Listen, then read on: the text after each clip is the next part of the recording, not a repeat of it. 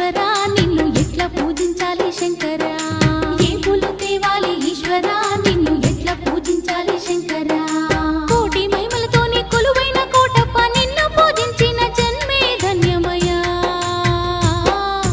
ఏ పూలు తేవాలి ఈశ్వరా నిన్ను ఎట్లా పూజించాలి శంకరా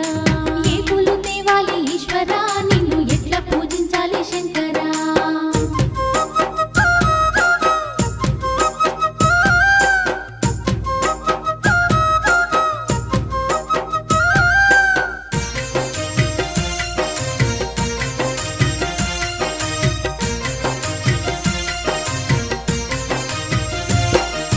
దివ్య మంగళ రూపం దీనుల కాచే హస్తం దిక్కులన్నీ